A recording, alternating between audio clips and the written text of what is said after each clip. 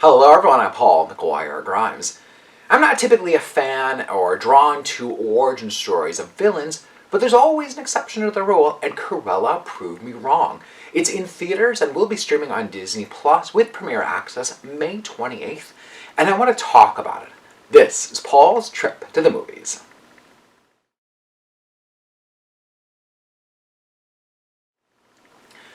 Now, even as a young girl, Estella always came with a feisty side that she named Cruella. Part of this was due to the teasing that she received, as she was born with half black hair and half white hair.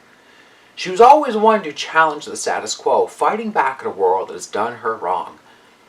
She became orphaned after watching her mother fall to her death after being attacked by 3 Dalmatians.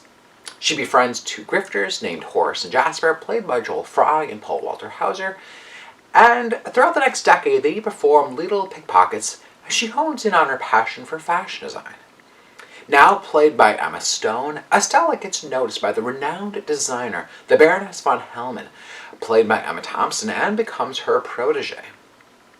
Estella's world is turned upside down and becomes a tale of revenge after realizing the connection between her late mother and the Baroness.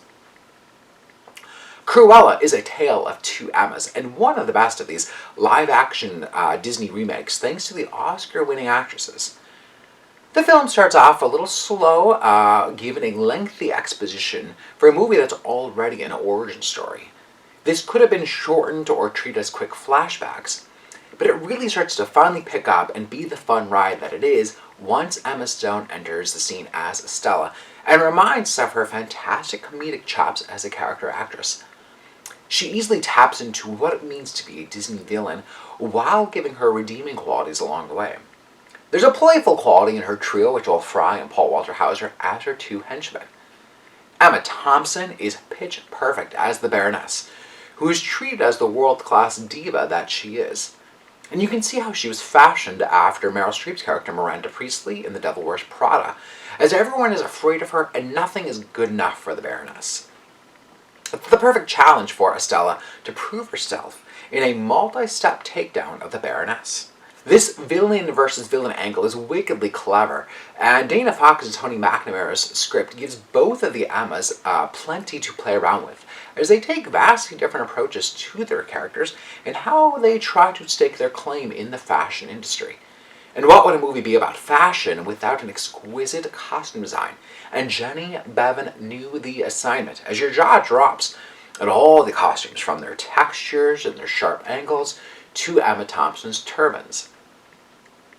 Cruella excels at not being a straight carbon copy of the character that we've come to know and love, much like we saw with Dumbo or Cinderella, nor is it overly reliant on CGI like we saw with Maleficent, Beauty and the Beast, and The Lion King.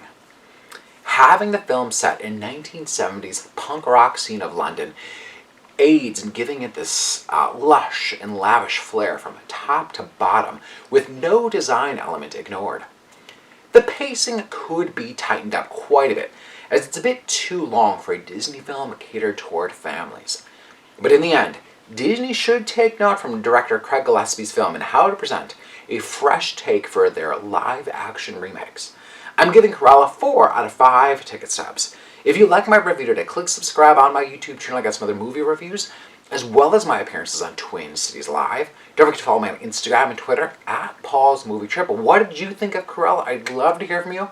And then go to my website, paulstriptothemovies.com, for even more reviews of these Disney live-action remakes. Thank you so much for watching my review of Cruella. This is Paul's Trip to the Movies.